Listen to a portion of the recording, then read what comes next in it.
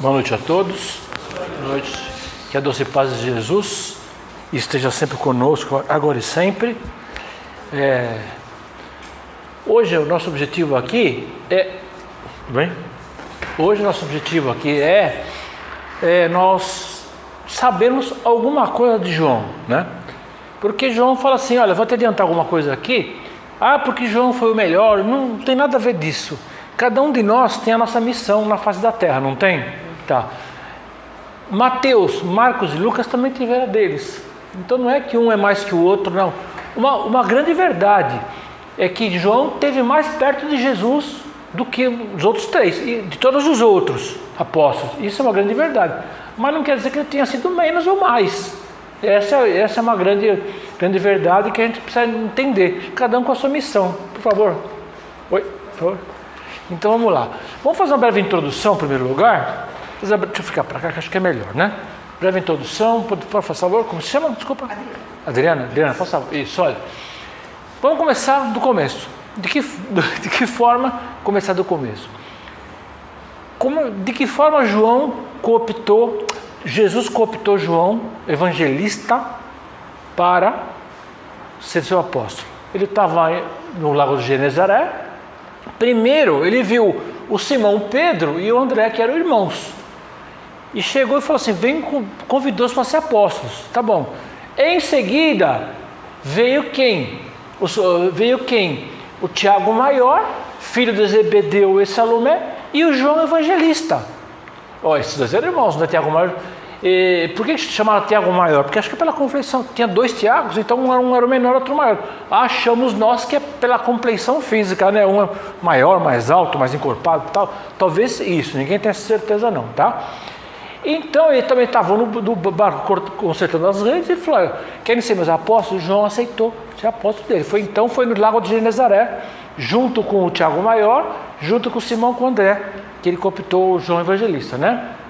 E aí que mais? Ele também com certeza viu que o João os pais de João e do Tiago Maior eram um casal muito fervoroso, que tinha muitos dotes espirituais maravilhosos, né? Que tinha uma vivência espiritual maravilhosa. Por favor, Adriana, tá? O que mais? Bom, quais são as vivências de João? Primeiro, ele viveu muito lá de Jesus, acabamos de falar agora, não é isso? Outra coisa, ele pensa muito na crucificação, mas num sentido diferente que nós vamos ver aqui. Tá? No evangelho dele não tem crucificação, não tem nada, ele não fala de crucificação. Não fala, é outra, por isso que se fala assim que ele é melhor, alguns falam, é que a abrangência dele, a visão dele é totalmente diferente, tá? O que mais? E aí foi para ele que Jesus pediu para João cuidar de Maria, lá quando estava na cruz. Quando Jesus estava crucificado, o único apóstolo que estava lá do lado de Jesus e do lado de Maria, de Nazaré, era o João Evangelista, tá? Outra coisa. E aí, Jesus torna-se visível, confirmando a imortalidade da alma depois que ele se foi, que está lá no Evangelho de João, capítulo 20, versículo 19, tá? O que mais? Vamos lá. Quais são as outras vivências? Ele assistiu, lógico, da época, a diáspora do povo judeu. O que quer dizer isso? Diáspora é dispersão. Quando um lugar é invadido por alguém, o que acontece? As pessoas ficam descontentes, mesmo sendo aqui minha terra. Eu vou para outro lugar. Então, diáspora é a dispersão do povo. Porque não aceitavam a invasão, os caras levavam dinheiro, tinham outros objetivos financeiros, lógico, né? Apesar que os romanos não se importavam muito com a religiosidade dele, não amolando e deixando tomar o dinheiro que precisavam, não estavam muito preocupados com isso, não. Não foi bem assim que depois que destruíram a igreja de Jerusalém lá, né? O templo de Jerusalém, né? Que está lá até hoje, o Muro das Lamentações, né? Certo? Tá bom. Ele assistiu a morte do Paulo de Tarso, né? Que Paulo de Tarso foi apedrejado, todo mundo sabe, né? O único dos discípulos que de fato que não foi morto, mas se matou, foi o Judas, não é isso? Tá? Todos os outros tiveram um fim trágico. Paulo de Tarso também teve fim trágico, e todos os outros apóstolos, exceto, faltou aqui colocar, exceto Judas, né? Que Judas abreviou a própria vida, né? Tá bom, o que mais? Vamos lá. O que mais? Diferentemente de Mateus, Marcos e Lucas, João explica a realidade espiritual afetiva transcendental de Jesus. Por quê? Porque os outros 3, eles são mais descritivos, falam de parábolas, falam de passagens, mas o João Evangelista não, ele traz uma outra realidade que o pessoal, parece que o pessoal fala que é melhor, não é melhor nada disso não. Bom, saiu de Jerusalém com destino a Éfeso, que hoje é onde é Éfeso? Hoje é a Turquia, né? Em companhia de Maria de Nazaré, depois que Jesus foi crucificado. O que mais? Prováveis motivos de João ter isso, talvez sejam essas causas prováveis de João ter uma visão mais profunda, mais espiritual do todo. Talvez seja isso. Viveu com Maria há muito tempo, nós vamos ver agora aqui, ó. Maria de Nazaré morou com João em Éfeso.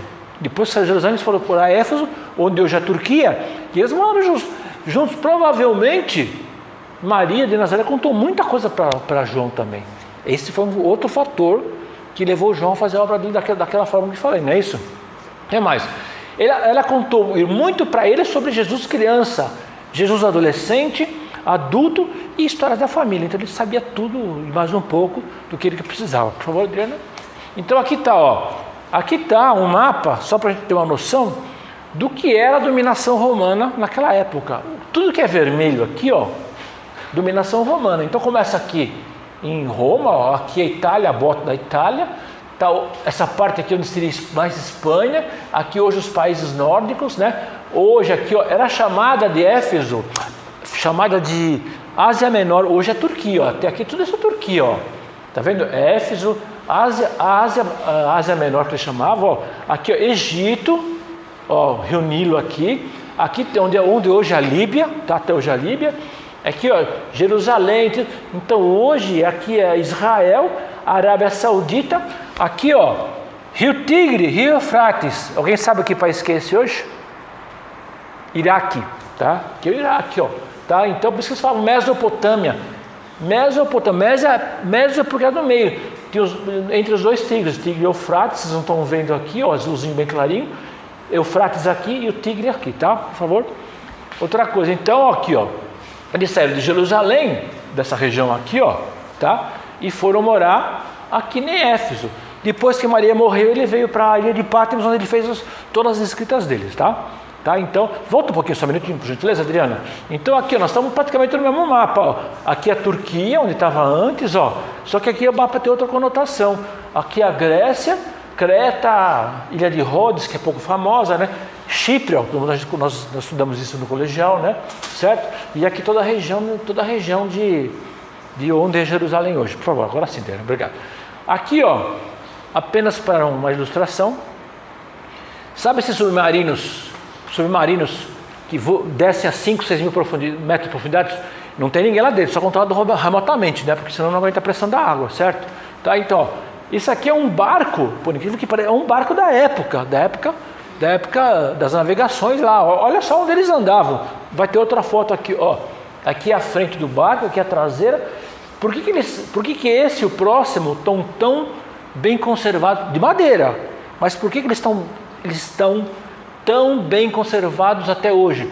Porque nessa região do Mar Esfarrachado, o índice de salinidade da água é muito alto. Então esse sal a mais que tem bem concentrado na água ajudou a conservar. Próximo, quer ver?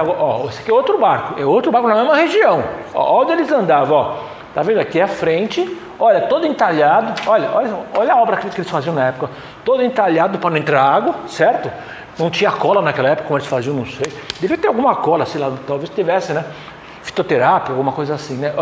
Aqui é o mastro. Muito bem conservado também, tá?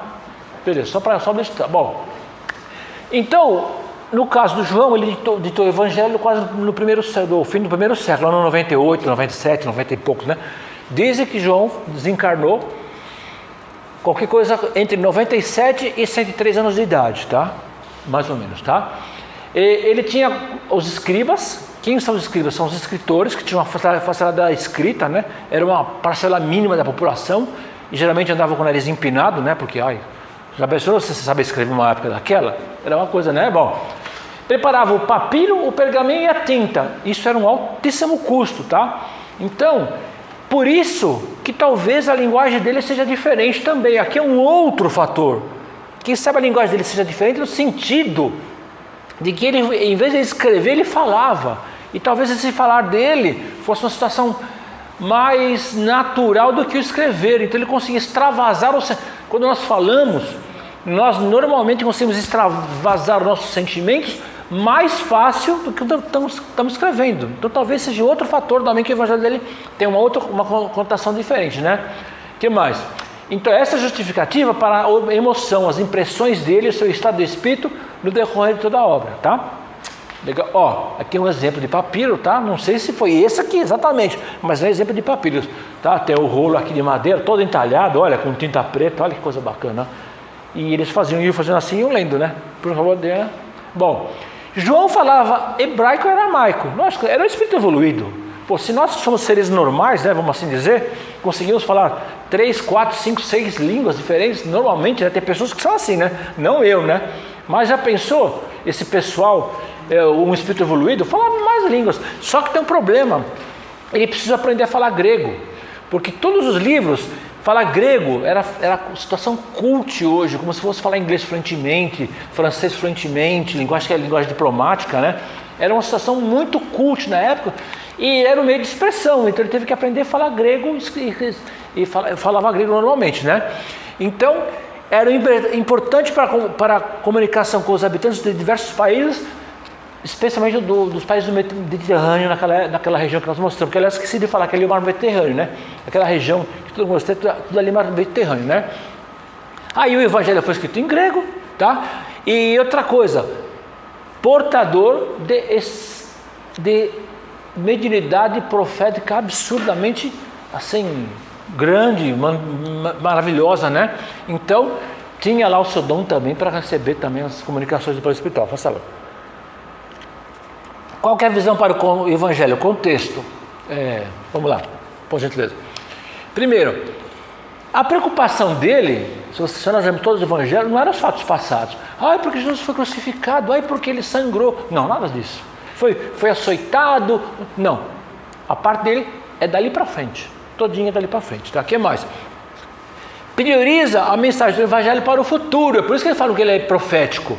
Por causa disso, que ele prepara tudo aquilo para o futuro, com uma visão de futuro. O que mais?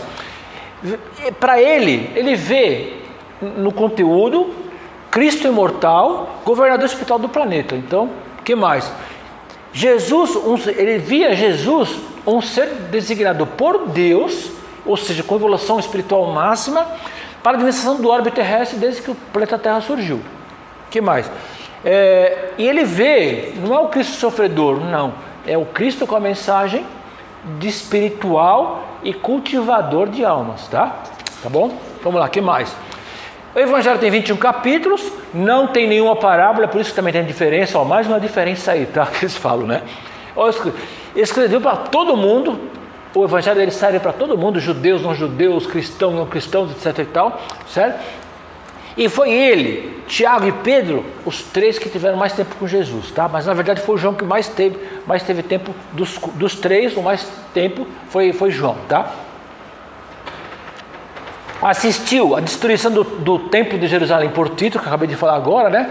Filho do imperador Vespasiano, que invadiu Jerusalém após uma revolta judaica. O que aconteceu? O pessoal se escondeu tudo no templo. Aqui não vai mexer, né? Quando o Tito soube, falou, não, derruba o templo, acabou, né? Bonzinho ele, né? Legal, deixa pra lá, isso é outra história. Aí teve uma vivência com Jesus, os demais apóstolos, com os primeiros seguidores do cristianismo. Então João fez parte da casa do caminho também, tá? Vamos lá. Agora nós vamos entrar no Evangelho de João. Agora foi só preparação. Até que horas vai aqui? Desculpa, 15 para as 8? 8h15 só? Oxi.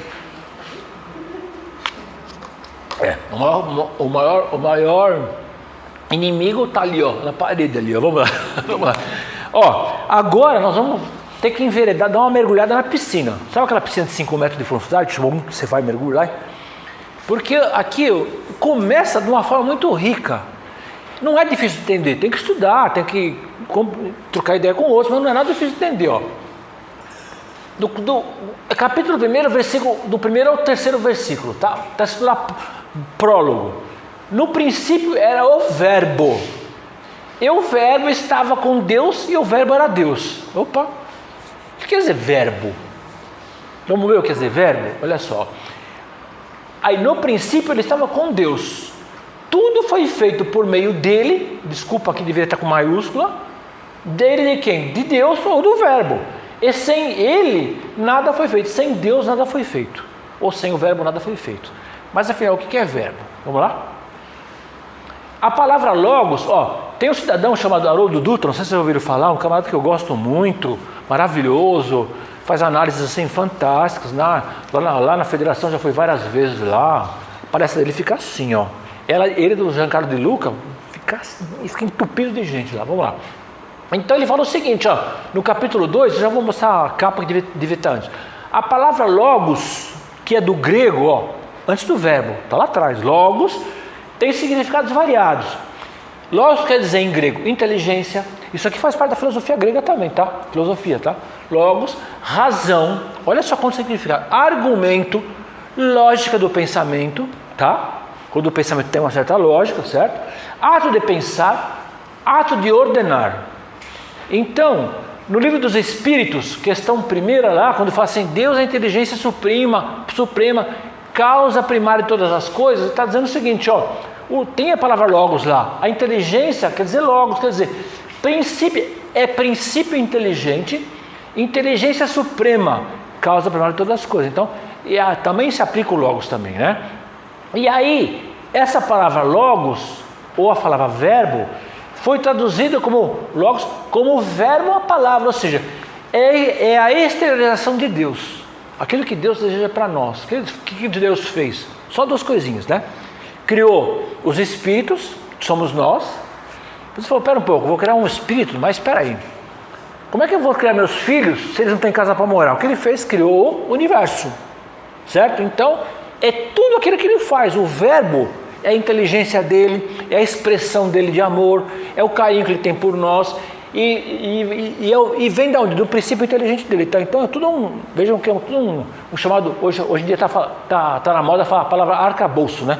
Tem todo um arcabouço de conhecimento que não é tão difícil assim de entender, não. É que se pega lá e não tentar pegar um autor para traduzir, para explicar, não fica, tá? Aqui, é o Pentateuco, só estou mostrando para vocês, Deuteronômio, Êxodo, Gênesis, Números e Levítico. Isso aqui é o Pentateuco hebraico, que os judeus falam que foi escrito por Moisés, tá? Vamos lá, Adriano. Aí vem lá, no livro Bíblia de Jerusalém, é que aqui não tinha as fotos tem um evangelho marrom chamado Bíblia de Jerusalém. O que acontece? É essa a Bíblia que nós tomamos como base lá na Federação Espírita, lá, Bíblia de Jerusalém, tá? Então, nesse mesmo capítulo 1, versículo 1 a 3, está lá escrito lá embaixo, naquelas letrinhas bem miudinhas que só a formiga consegue ler, né? Não é isso, né? Então fala assim, o evangelho, no item A, lá embaixo, o evangelista retoma um hino mais antigo que reproduz o relato da criação em Gênesis capítulo 1 e 3, que é do Pentateuco espírita, do Pentateuco hebraico, que eu acabei de mostrar para vocês agora. Então o que fala lá na Gênesis capítulo 1, versículo 3, lá do Pentateuco, que é do Pentateuco hebraico? No princípio, Deus criou o céu e a terra. Deus disse, haja luz, e houve luz, com vontade de Deus. Então aqui está explicando o seguinte, que tudo isso veio lá de trás, tá? Que João se baseou nisso aqui para falar do verbo, que Deus era o verbo, Deus era, etc e tal, tá? Deus criou o mundo por ser seu verbo, a vontade dele, a ideia dele, a intenção dele, tá? O que mais? Isto é, por sua palavra, especialmente a luz oposta às trevas, os seres vivos e o homem. Quer dizer isso, Deus só criou o bem, mais nada. O que é luz? Luz é tudo aquilo de bom. Quando nós falamos assim, né? Fulano de tal hoje deve ser um espírito de luz. O que quer dizer de luz? De conhecimento.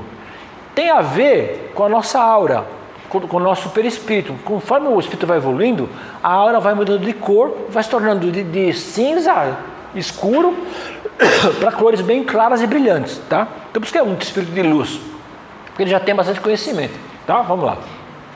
Aí ele fala assim, duas vezes ele fala a mesma coisa, com Deus e com Deus, o João.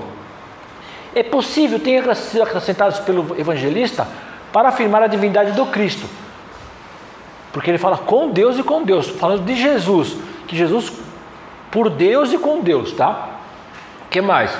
Aí ele fala assim, que Jesus é o verbo encarnado, verbo encarnado, porque era missionário que veio aqui com um projeto de passar conhecimentos para nós, né? No Novo Testamento, cabia a João, graças ao fato da encarnação, no Evangelho capítulo 14, expor a natureza pessoal dessa palavra, que na verdade a palavra verbo é sabedoria, tá? Subsistente e eterna, ou seja, nunca mais ninguém mexe no conteúdo dela, tá? O que mais? Vamos lá. Aí, no capítulo 2 do Haroldo Dutra, está escrito assim: tudo foi feito por meio dele e sem ele nada foi feito. Na formação do planeta terrestre, Deus não o fez isoladamente, sem a essência de Deus. Jesus não o fez isoladamente, sem a essência de Deus, mas sob a direção do Criador. Ou seja, o planeta Terra foi feito sob a supervisão de Deus, tá? Jesus foi o Espírito, a entidade crística que está até hoje encarregada do nosso planeta, tá? O que mais, Adriano? Vamos lá? O que mais? Vamos.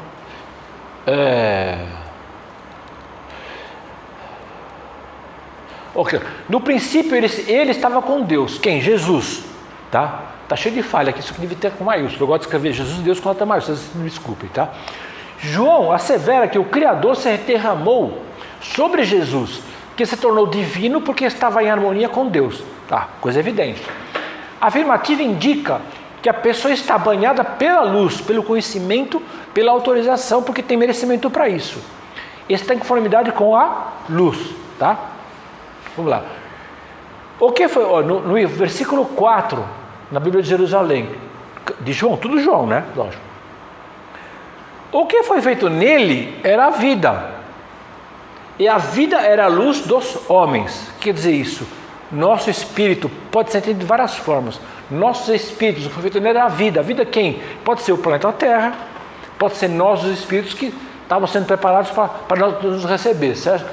Ou talvez melhor, o que foi feito por ele, por quem? Por Deus, tá? Ó, vocês estão vendo que o Evangelho é profundo, tá? Certo? O que mais? Vamos lá, mas não é para desanimar não, porque vai lendo, se precisar vai lendo, vai se atualizando devagar e com calma, porque também vocês viram que para fazer essa palestra, não é que estou falando por mim não, ao contrário, eu tive que pegar outros livros e consultar outros livros, tá? Aí no versículo 5 que ele fala, olha lá, e a luz brilha nas trevas, mas as trevas não a aprenderam. Quer dizer isso, o mal está sob o bem, é que as pessoas não querem receber o bem, mas o bem ele está 360 graus ao nosso redor, e em cima e embaixo também. Se o cidadão não aprende, é ele que não quer aprender, mas que ele sabe que existe. Ninguém nós encarna sabendo que não existe o bem, muito ao contrário, tá? Vamos lá. A luz, o que é a luz? O bem, o verbo, tá? O conhecimento, a inteligência, escapa dos laços das trevas, lógico, né?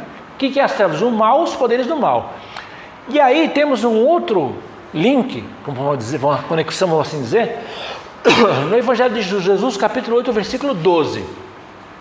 Jesus no mundo, eu sou a luz do mundo. Quem me segue não andará nas trevas, mas terá a luz da vida. Ou seja, como assim quem me segue? O problema é um só. Obrigado. O problema é um só.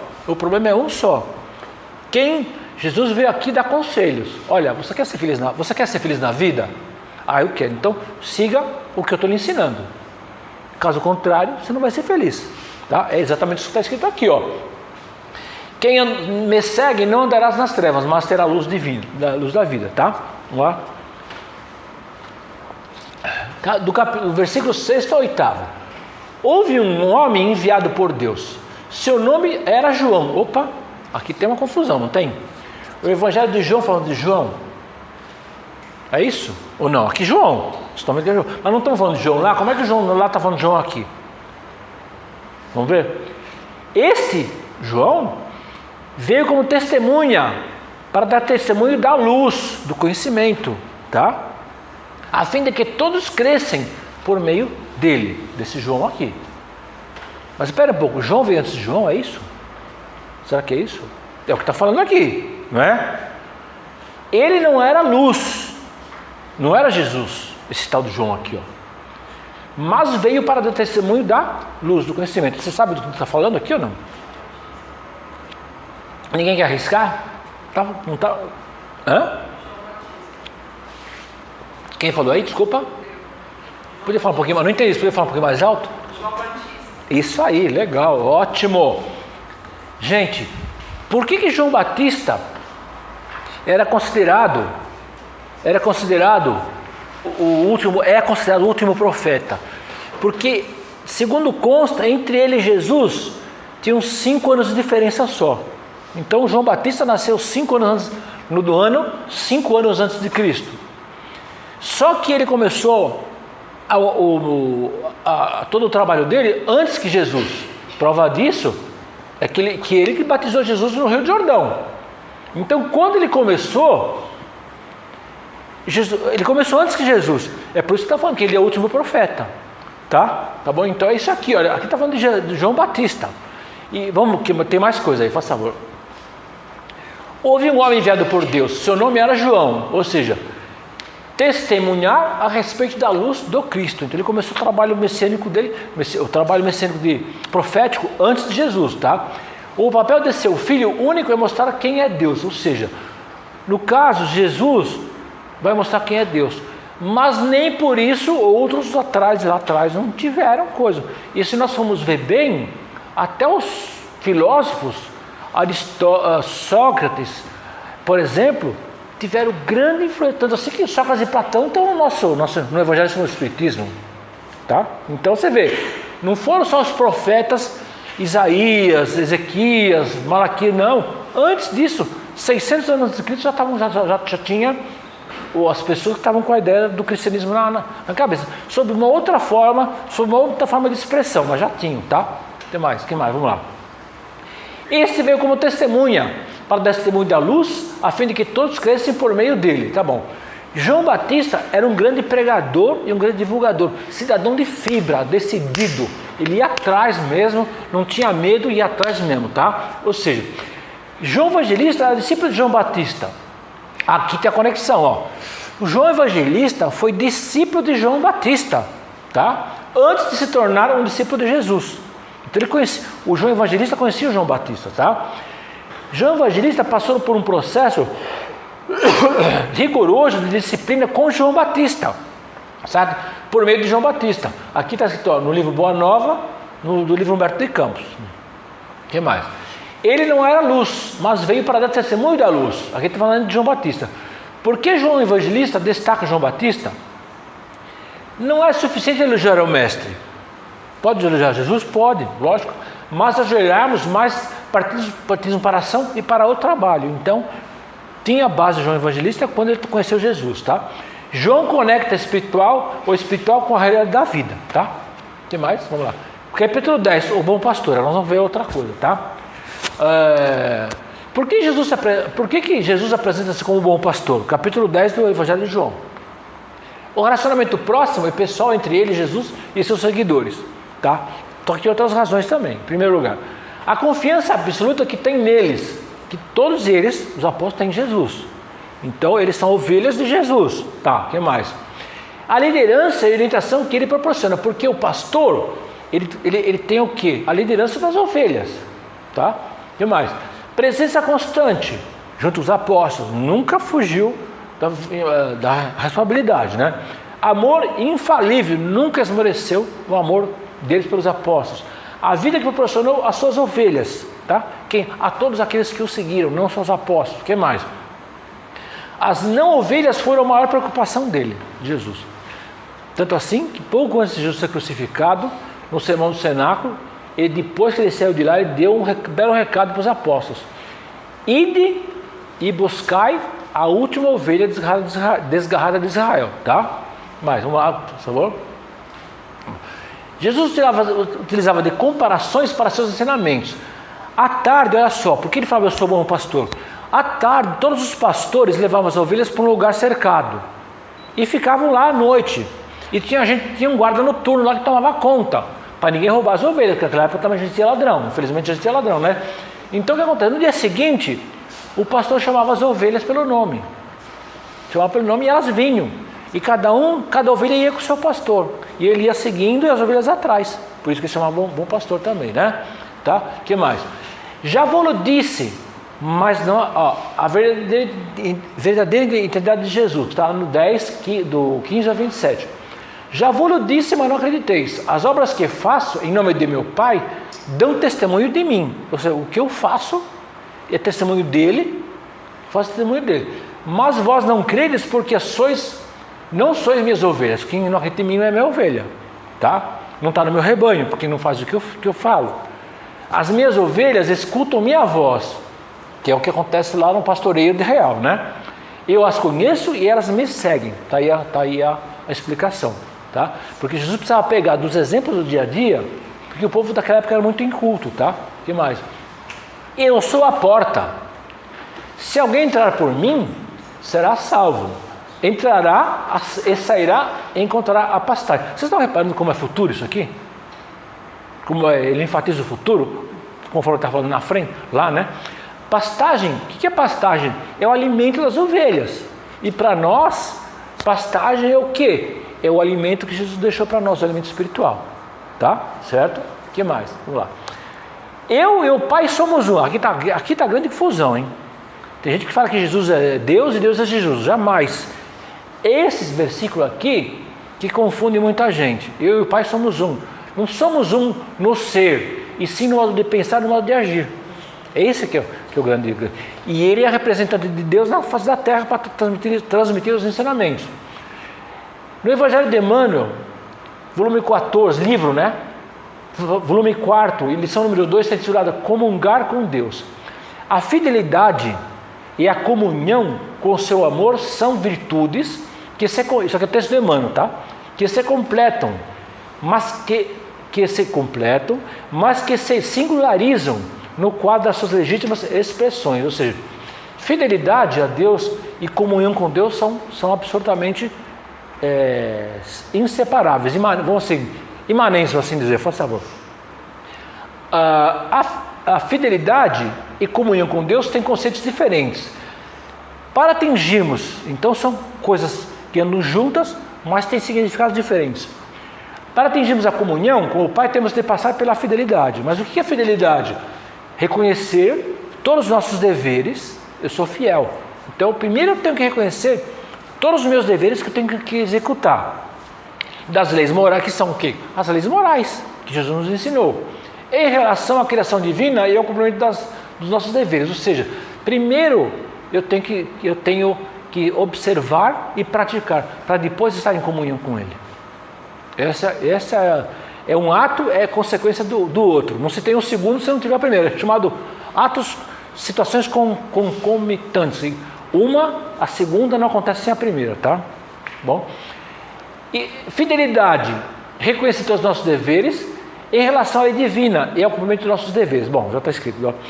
Comunhão com Deus é a aquisição de direitos sagrados, ou seja, são sagrados, eu vou obedecer aquilo que eu acho da minha consciência, daquilo que eu aprendi. Outra coisa, como é que nós vamos fazer para melhorar se nós não melhorarmos, se nós não conquistarmos novos conhecimentos? Eu vou ser o mesmo. É aí que tem que buscar nossas informações, nossos estudos no Evangelho, no Livro dos Espíritos, no Livro dos Médiuns, e aí vai, tá? Não há direitos sem deveres, não há comunhão sem fidelidade. Então, são coisas intrínsecas, não se separam uma da outra, tá? Ok? Então, vamos lá. Primeiro lugar, Moisés foi a primeira revelação. Aqui tem o quê? Uma severidade. Por quê? Porque ele tinha que dar um chacoalhão naquele povo. Falar, olha aqui, a coisa não é assim não. Então é um chacoalhão moral, assim dizer, não é um chacoalhão físico, chacoalhão moral. Depois veio Jesus, que veio revelar para nós as leis do amor. Aí veio Kardec, quando tem espírita. E aí o que acontece? Jesus disse, em João capítulo 16, versículo 12, de novo o futuro. Tenho muito a dizer, mas não podeis agora suportar. Ou seja, vocês não têm capacidade de entender o que eu preciso dizer, o que eu poderia dizer mais nesse exato momento. Por quê? Porque vocês não têm condição de entender agora. Só lá na frente, só lá quando tiver mais amadurecido, em outras encarnações, por favor, tá? Para esse novo conhecimento, o que acontece? Existe uma base maior de conhecimento para ser fundamentado. Se eu não tiver calçado num intelecto maior, num conhecimento maior, eu não vou conseguir entender nada. É assim que funciona para todo mundo, desde sempre, tá? Muitas questões seriam desvendadas no futuro. Por exemplo, espírito existe ou não? Isso aqui foi desvendado no futuro. Sabiam sim que achavam que existia, mas ninguém provava, certo? Que mais? Recordaram o que foi dito: deturpações para as paixões humanas, ou seja, ânsia de poder, ânsia de querer mandar. Isso não é o nosso caminho, tá? O que mais? No capítulo 16, aí ele fala assim, na vida do Paráclito. Quem é o Paráclito? É a doutrina espírita, tá? No entanto, eu vos digo a verdade: é de vosso interesse que eu parta, pois se não for, então é preciso que eu vá, para vocês terem novos conhecimentos, novas pessoas virão para cá, deixar novos ensinamentos, depois que eu for, lógico, né? Óbvio, né? É projeto evolutivo do planeta. Mas o Paráclito não virá até vós. Se eu não for, o Paráclito não vai poder vir até vós, tá? Mas se eu for, enviá-lo-ei a vós no momento oportuno, que é a doutrina espírita, tá? O que mais? Quando vier o Espírito da Verdade, ele vos guiará na verdade plena, pois não falará de si mesmo, não vou falar dele, mas dirá com tudo que for ouvido, ele nos anunciará as coisas futuras, tá? O que quer dizer isso? Não, acho que é agora, obrigado. Espírito da Verdade é um conjunto de espíritos. Então, quando você fala assim, Espírito da Verdade é um conjunto de espíritos que veio assessorar um espírito que liderou a questão, que é para divulgar a doutrina espírita, tá? Quem é o Paráclito? Esse sim é o Espírito da Verdade, que vai trazer essa nova revelação para nós através do Kardec. O que mais? Vamos lá. Então, Jesus, não jamais esqueceria do quê? De revelar os ensinamentos faltantes no momento adequado. Que ele fala assim, ó: não vos deixarei órfãos, fiquem tranquilos, não vou deixar órfãos. Está lá, ó, Evangelho de João, capítulo 14, versículo 18. Então, tudo tem seu tempo, tudo tem... Vamos lá. Olha lá. Quando isso, já está terminando já, tá? Quando isso, em primeiro lugar, quando nós tivéssemos, né, que já aconteceu, a capacidade intelectual, ou seja, nós tivéssemos mais conhecimentos, maior vivência, e aí com isso, o que vai acontecer?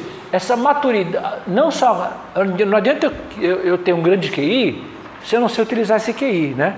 Então, essa a capacidade intelectual tem que trazer o quê? Uma grande maturidade, tem que ter também junto o quê? Uma espiritual maior. Quando isso tiver, vai acontecer o quê?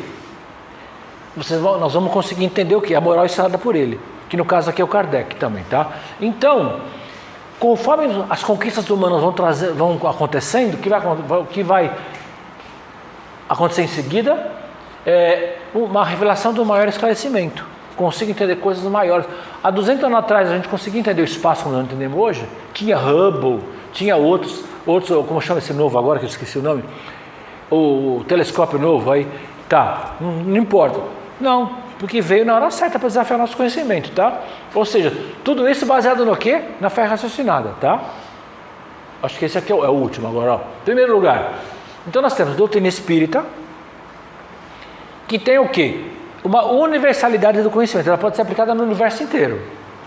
Não tem nada contra Deus, nada contra Jesus. Não só a doutrina, o Pentateuco espírita, mas também as obras complementares. Leon Denis, André Luiz, Emmanuel e outros, tá? Que mais? Pode ser adotada no país que quiser, tá? Que mais? Ela já foi, agora tem lá nos Estados Unidos ela estava em desenvolvimento, que não tinha entrado, lá tem gente nossa lá, nossa da doutrina que eu falo, né? Não da federação, da doutrina lá, certo? Existem países que aí nós não sabemos, na América Central, Guatemala tem uma doutrina espírita muito evoluída também, tá? O pessoal não sabe disso, mas tem, e está indo a outros países. Por exemplo, agora na federação, nós temos alunos de toda a parte do mundo. Austrália, Nova Zelândia, Japão, Alemanha, Inglaterra, onde tem brasileiro, tem aluno nosso lá, muitos alunos lá, tá? E quem mais? Essas verdades reveladas são sempre as mesmas, só que não foram ditadas antes porque não tinha conhecimento. Então a pessoa não ia conseguir absorver, ia deixar de lado. E aí depois ela vai desenvolvendo e vai conquistando o quê? Novos adeptos. O importante não é a quantidade de adeptos, e sim o quanto cada um de nós consegue se melhorar com ela, tá? Certo? Acabou, só isso. Tá bom? Alguém tem alguma pergunta para fazer? Ninguém fazendo? Falei tão bem assim? Gente, ó, só quero deixar bem claro uma coisa que eu ia falar no começo. Essa palestra aqui não é aquela palestra motivadora, né, de conhecimento, tá? Tá bom? Então, de vez em quando nós temos que nos aprofundar para nos desafiar, todos nós, sem a mínima exceção, inclusive desse que vos fala, certo, Gabriel? Certo? Então, é exatamente isso. Então, a gente tem hora que a gente precisa pegar uma palestra filosófica, outra palestra evangélica, outra palestra motivadora e aí vai, tá bom? Tá? Obrigado pela atenção e obrigado pela oportunidade, viu?